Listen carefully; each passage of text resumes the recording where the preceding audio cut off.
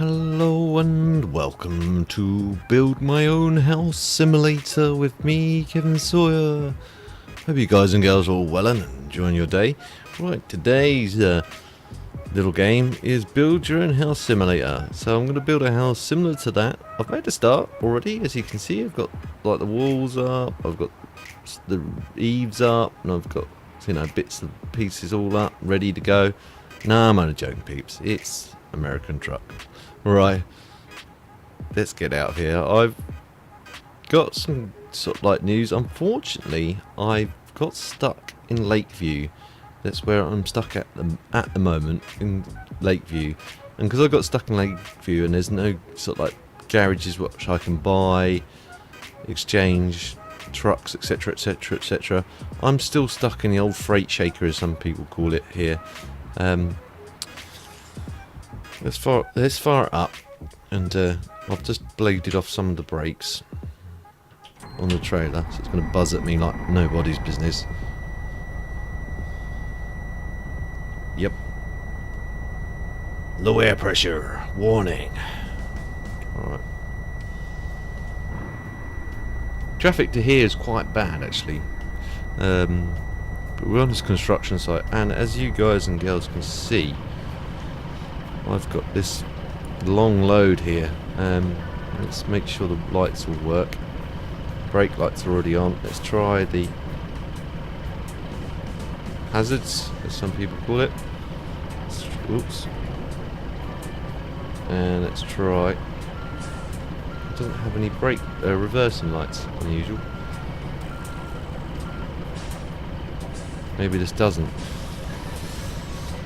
Hopefully I'll never need to reverse this thing. But the good news is I've got my sim dash up and running, as you guys and girls can see, for this expedition. And I don't know if I mentioned this in my last episode or not, but I was thinking about getting a gear indicator at some point in the future. I say thinking about, I'm not entirely sure if I need it or not. Let's turn the hazards off because they're clicking.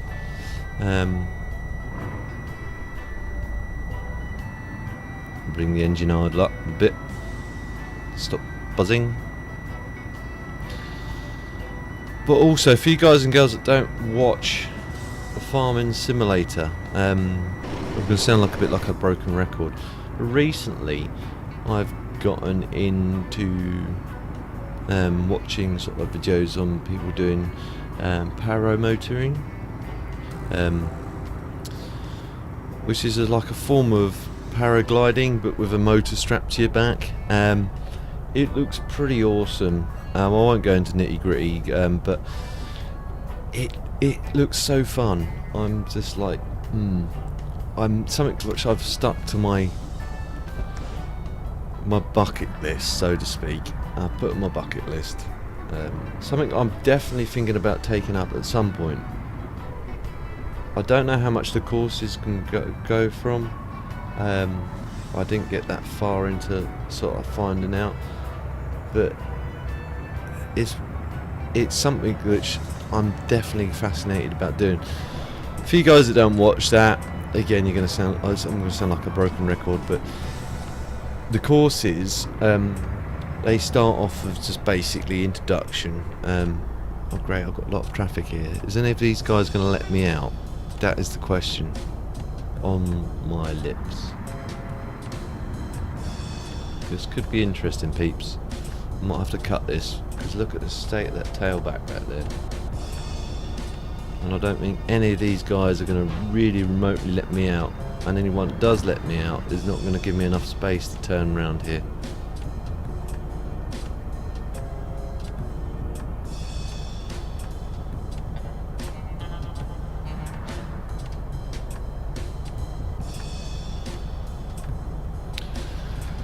But like I was saying, what you do is you basically, on the first day, they go over the principles of ground handling. So they teach you, basically they will sort of like go over what the whole course is involved with.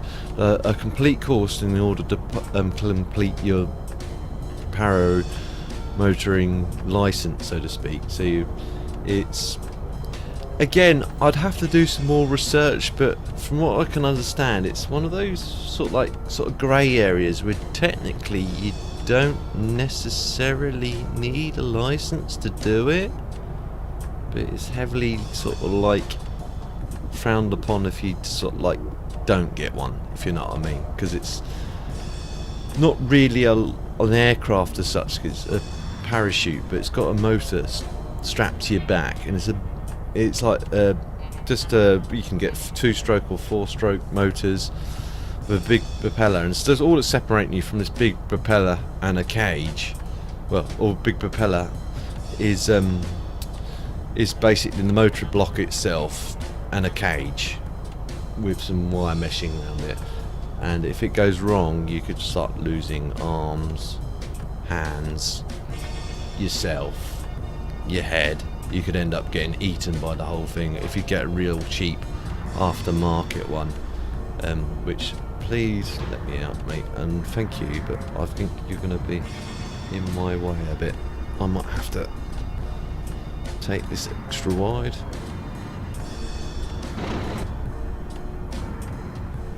Just so then I don't end up cutting the end of front of his truck off.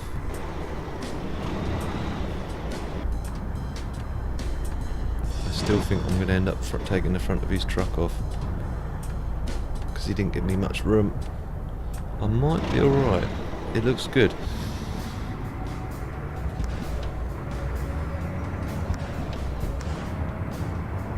Turn some lights on, because it is foggy and I don't want to get done for not having lights on in this fog. As you guys can see, a side note, I've now integrated the realistic fog and rain mod into this. I've been talking about it for the last couple of episodes, I know, and saying I didn't want to do it because it might sort of like obscure some of your view into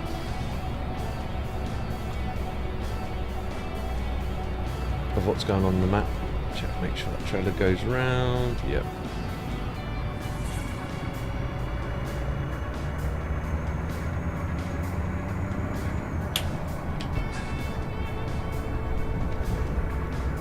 That's one of those unbarriered crossings, so the train has to whistle and you just have to watch out for it or blow its horn.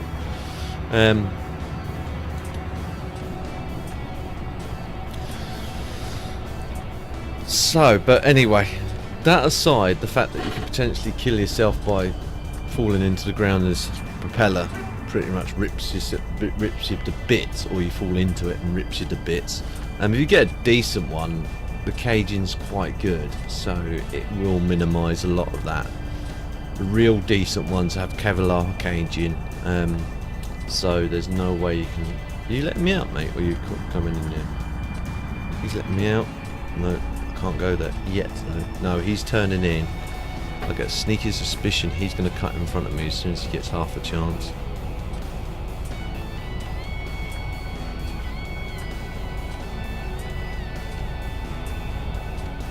What's the money? Yep, I knew that was coming. Well done, lads, well done.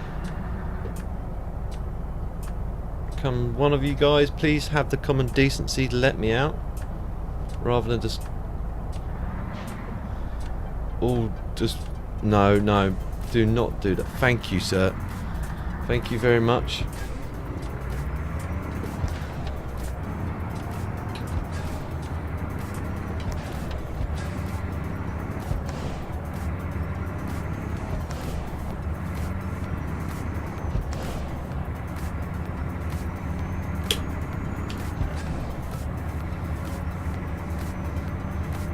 What was I saying? So... Anyway, going back to the training. So day one, they obviously introduce themselves.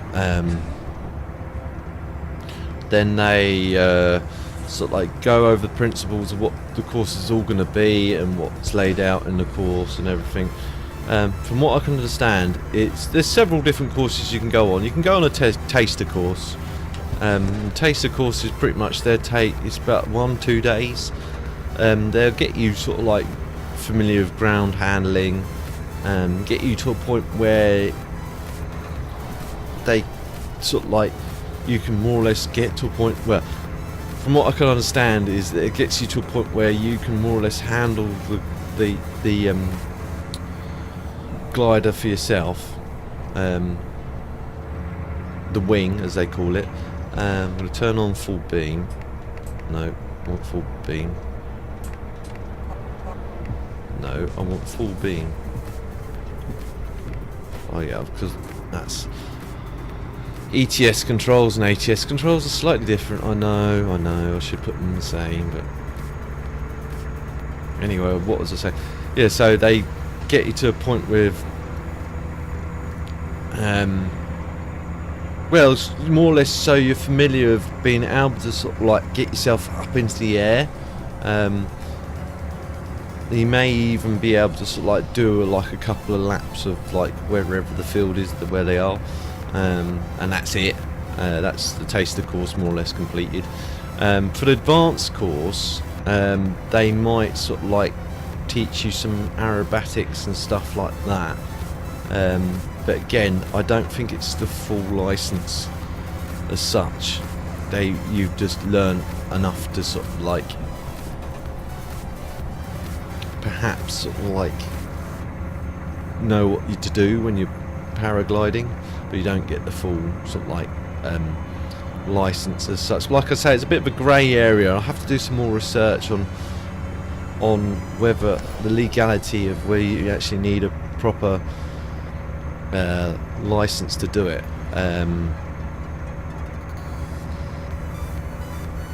Technically I don't, but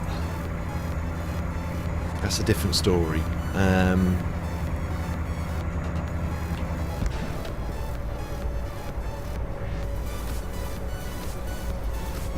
But to be honest, I'm still going to go for the full course, which does all of what I mentioned before. It gives you all the ground handling side of it.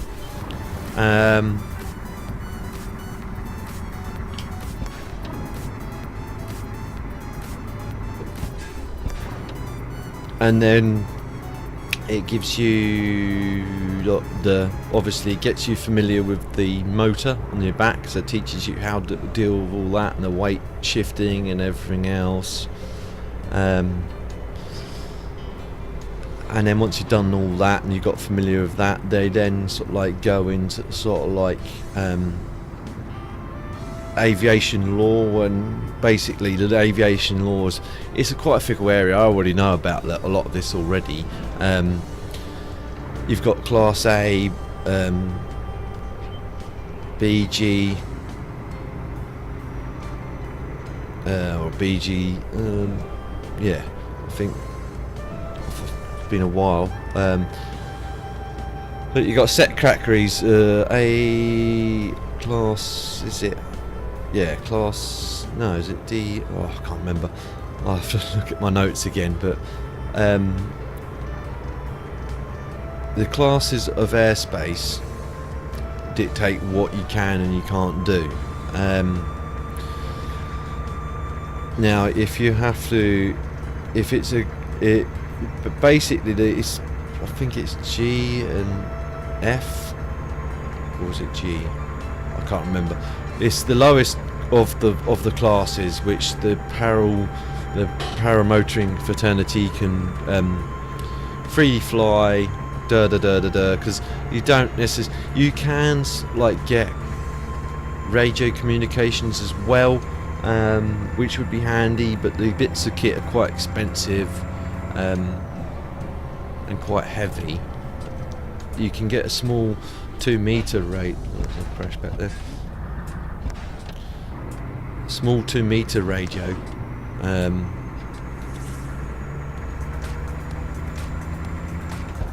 which is lighter. Obviously the limitations are you can only use it within 2 meters of each other, which is not very far at all actually. You'd have to be right on top of each other to really sort of like communicate to each other.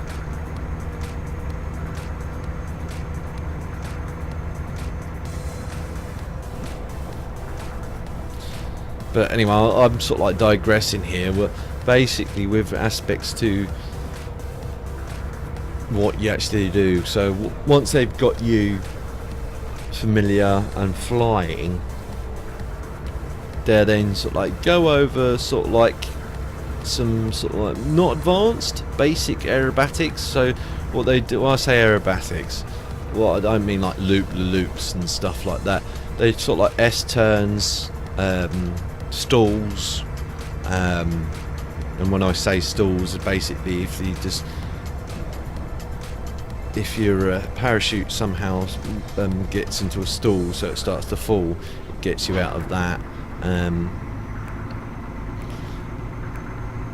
Figure of eights, stuff like that, all basic stuff, very similar to what they do in flying lessons, very similar.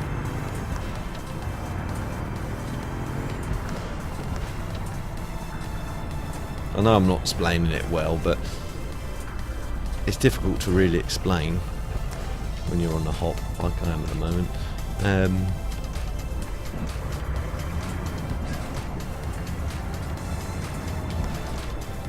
But my long-term plan is, again, it's on my bucket list, but I definitely want to achieve it, is definitely get to a point I can, you know, obtain the license to do it and get my own paraglider. It's not cheap undertaking.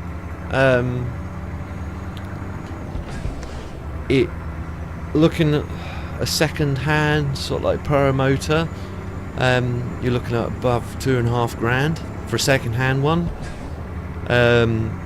As for the sales for a used one, about £1,500. But again, I'm gonna be a bit fearful for buying a second-hand parachute, because in a sense that, well, they call it a wing, I believe they call it a wing, because that thing is potentially your life you're messing around with. So if you get a knackered one that's not very good, first of all, you're gonna have to spend probably the same amount of money, well, I'd say not the same amount of money, but as much money as it would to get you to a point where you're buying a new one anyway, to get it repaired. And then there's that whole feeling in the back of your mind that, you know, this could fail on you any minute. If you know someone that does it, then brilliant, they're going to probably give you... Okay guys, sorry about that. You might just see a sudden jump in the video. I just literally had a phone call halfway through the recording, and I'm sitting there recording whatever I was talking about. I think it was paragliding or paramotoring, when all of a sudden, wham, the phone starts ringing, and it wasn't even important either. It was a telesale, and now I'm a bit sketchy around them, because there's also a scam that makes out to be a telesale, but they're trying to record your voice, and they ask you, what they do is they say, oh, is this such and such, and then you go yes, and then once they've got that, what they'll do is they then use that to apply for loans and stuff like that, for banking loans and stuff like that. And I've heard there's some sort of scam that runs along those lines. Once they've got you to say yes, then they can more or less you sign you up to anything really, using your voice, pretending they're you, so to speak. So she straight away, I knew it was a telesale, because it's that typical crackly kind of line. I better slow down actually. Oh, I'm not drifting on it. Nobody's business. There we go. Took the Jake on. I'll leave it in 8 high. I don't think we're going to have much terrain. If I do, I'll have to switch down and flip down again. And she just goes, "Is this Mr. Sayer?" And I was like, Mr. who? Sayer. And I said, Sawyer. And she says, yeah. And I was like, and I said, that's affirmative. And she's like, okay, yeah, and I was like, okay. And she goes, are you the man of the house? And I was like, I said, what is this regarding? Oh, we're we're trying to sell you energy. And I, yeah, just hung up straight away. It's like, yeah. Mr. Sayer. It's like, yeah, straight away. If you're gonna try, at least try and pronounce my name. I know it's not one of the easiest, like Mr. Smith or Thomas or Jones, or, you know, there are some more complicated names way out there. Oh, but going back to that sort of thing, ooh, coming in hot. I must admit, I've been the other end of this because I, like some of you guys know, I work in retail, and when I'm going to call a customer, and I'm like, I read the name and I think, is that how you pronounce it? Better turn the Jake off. And I do my best to do it, and it is quite difficult in some cases. I've had some right humdingers for last names, and I've gone, right, I better stay here because there's traffic stopping. What is that guy doing? Is that a late decision that he's made there? I'm hoping they haven't crashed up here. I've given myself enough space, I think. I don't know if there's a guy or anyone behind me to back out of this. Let's have a... no, there isn't. I'm glad I left that bit of space. There is... it is moving.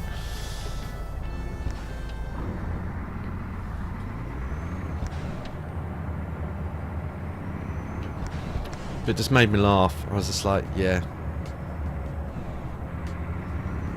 Obviously trying to say something or sell you something. So you can tell straight away, it's just like, yeah. Crackly line. There's like half a dozen people talking in the background before you even hear them say anything. You're like going, hello, hello, where are you? Hello, can you hear me? And then all of a sudden, they hello, Mr. Sayer, Mr. Who?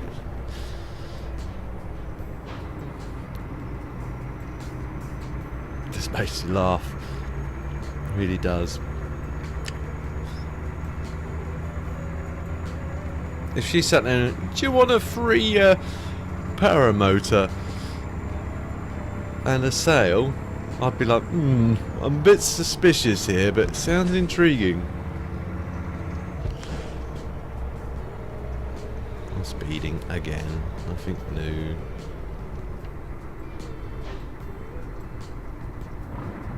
I need to turn here.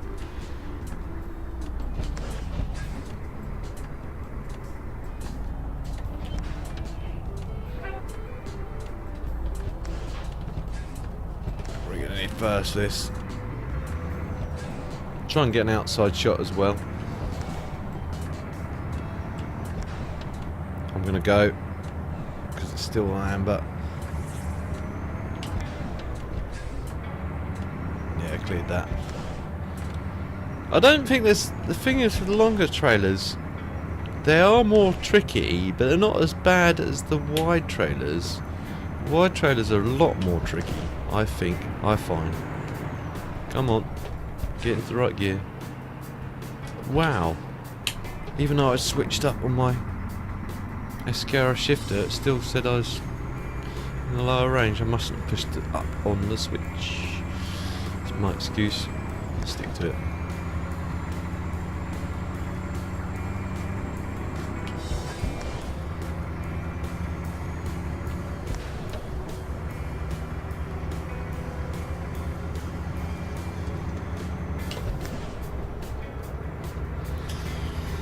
Traffic lights ahead. But what I was saying before about the paramotoring, I'm speeding again. You know, I might buy a second-hand motor,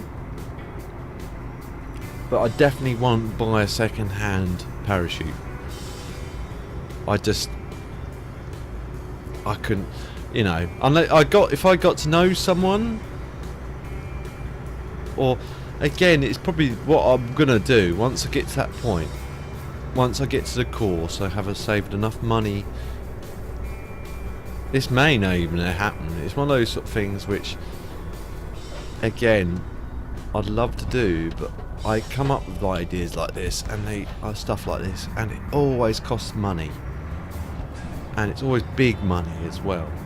And it's stuff I'd love to do, but I just can't afford to. I'm going straight, so I've got to stop here. I just can't afford to actually do. Sorry about Squeaky Chair of the Year award, peeps. Off for the prep. I don't think we need it because we're on a flat, but just in case.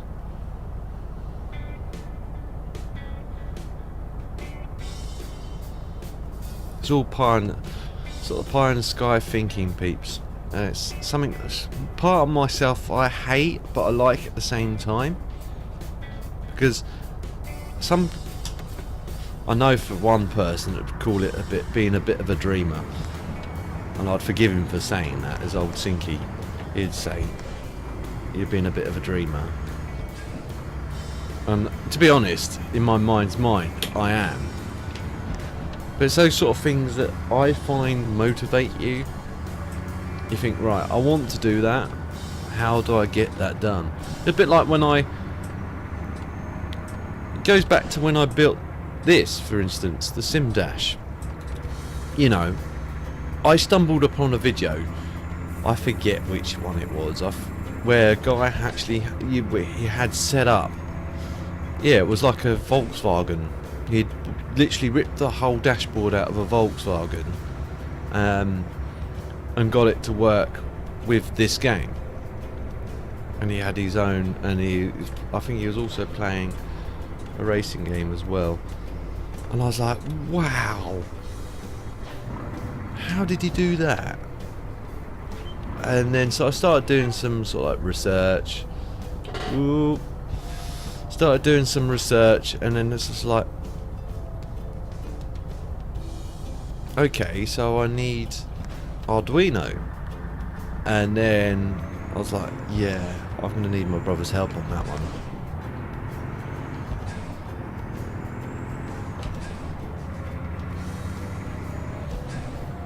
But then I sort of kept on digging. I was just like, right, I'm going to keep looking around. And then I saw a video saying Sim Projects, and it was basically a review about a rev gauge or an RPM gauge, and how to wire it up and what software you needed, etc, etc, etc, etc. And I was like, okay, that sorts the problem of software out, because that more or less takes care of all the fiddling about with everything, like codes and all that jazz. So I don't need to worry about that. All I need to worry about is getting that board and how I'm going to integrate that board onto...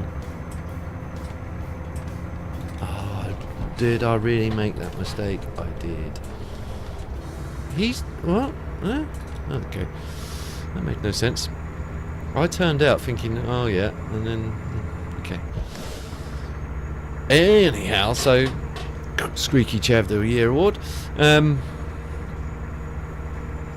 So then I thought, right, it's purely just electrically, because obviously going back to my mechanicking days, back in when I was actually a motor vehicle mechanic, I already knew about the fact there was a cable driven and electrically driven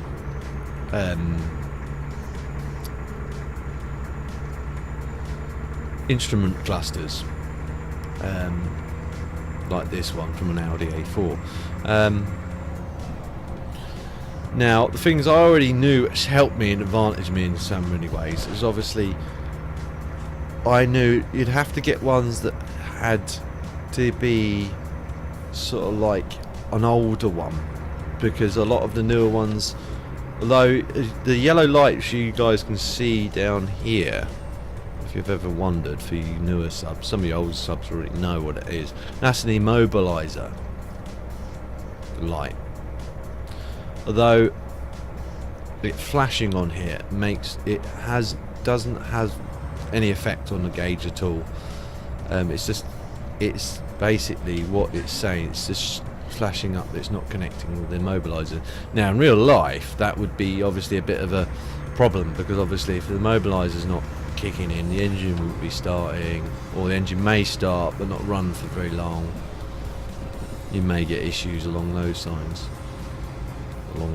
I should say.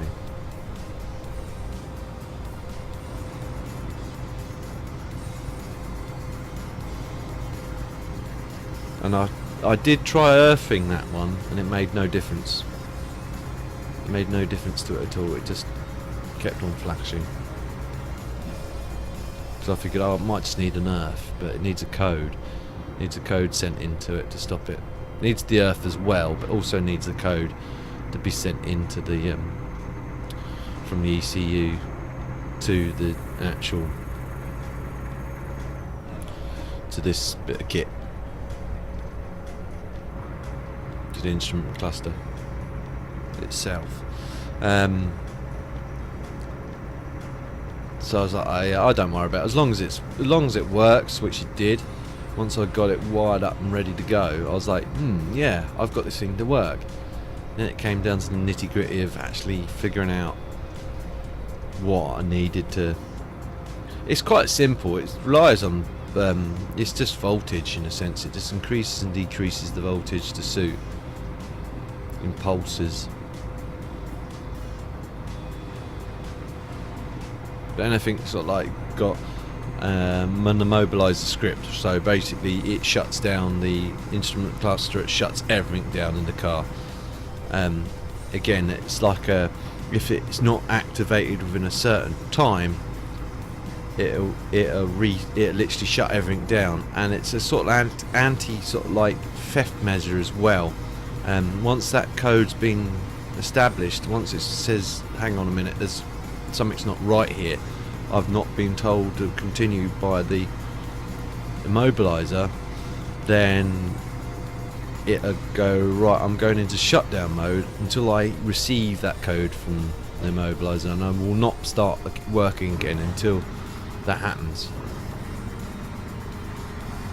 Then it basically it wouldn't work, or it wouldn't work straight away.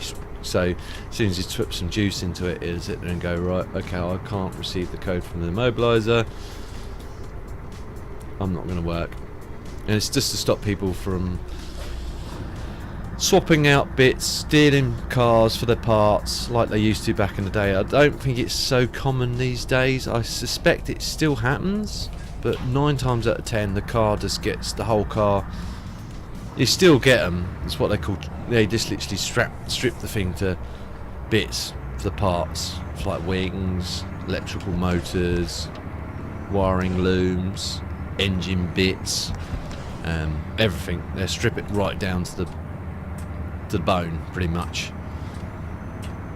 and just sell parts off, because it's a lot easier selling parts off, especially when they're a bit dodgy, than actually selling a whole car off, because all they don't need to worry about is the chassis itself. They can either cube that, crush it down and sell it to a scrap yard. Go, look, I've got this crushed up old car or whatever, do you want to take it off my hands? If he's not going to ask any questions, and then just go, yeah, it's fine, I'll give you whatever, the weight, the metal weight of it.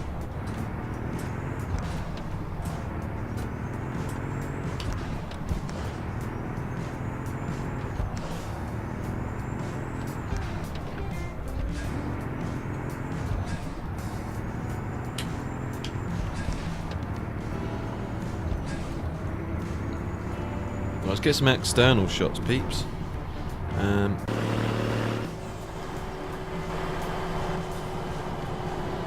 rambled on quite a long time, I must admit.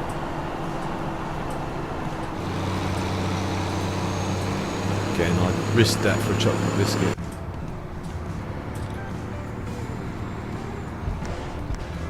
Well, actually, almost reached our destination.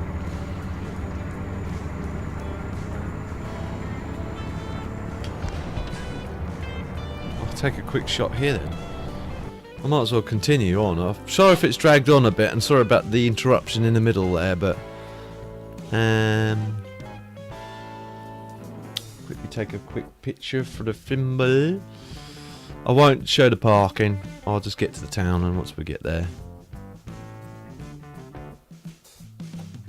unless well, it's going to be easy anyway. So, where's photo manager? Photo manager or photo mode? Photo mode.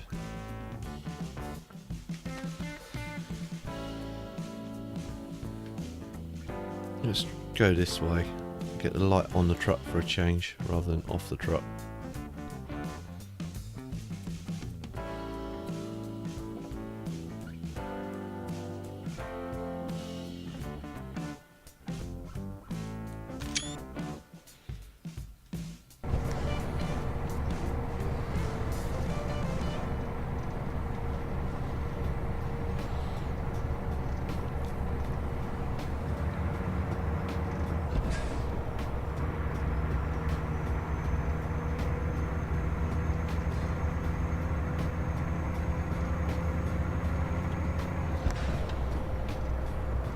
But anyway, like I was saying, what was I saying about the Sim Dash? I got digressed about immobilizers and everything. Once I figured, well, it's a Pulse. How hard can it be to actually get this thing to work? So I bought the board, I bought the cluster, and I gambled in a sense. It was a bit of a gamble. I wasn't 100% sure I was going to get it to work. I figured there's something going to go wrong, or cool, that's risky, Kev. Or you're gonna, you have to spend a lot of money to get the setup I wanted to get up. But it worked. Well, it took a long time to figure it out. Don't get me wrong. I just sort of like look at schematics, wiring diagrams to figure out what did what. Once I got the pin layout for the actual back end of the that helped. But then in some cases, like it would say E20 prom or whatever, and then I'll have to look at a wiring diagram or wiring schematic to find out what that actually meant, which is a ground sensor to what.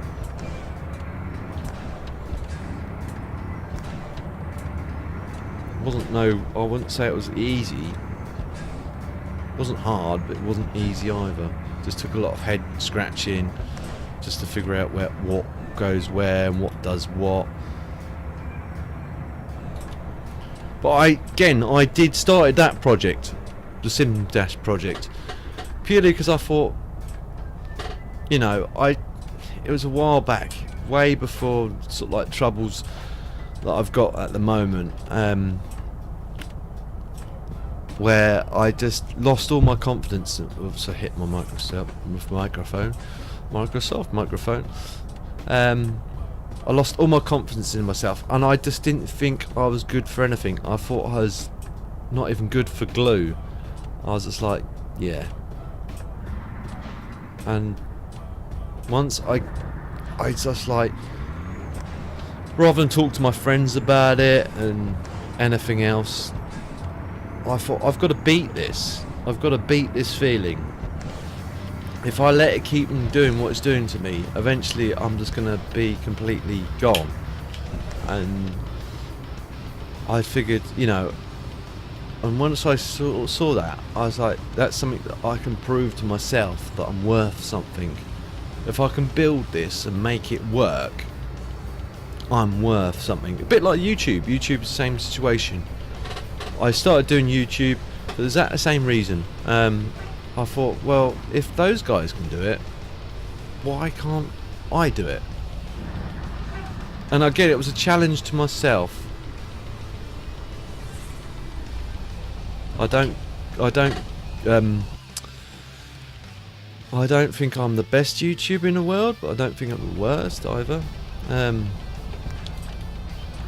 Okay, there's a lot more I can improve on. First of all, get rid of this horribly squeaky chair that's just literally a pile of manure. But I've seen worse YouTubers out there that have gone viral for almost nothing. gone the wrong way. I think this could be tricky. I know, let's just do it the most hardest route I can think of. If I do this right, I could probably get away with doing this. I can't see what's gone in the mirror now. I can only assume it is cleared. Yeah. I meant to do that. Yeah. I'm showing off. I'm showboating. Yeah. Not. I've rambled on for ages and it's gone on probably way longer than normal. And I apologise, peeps. But I'll park it up. That'll do.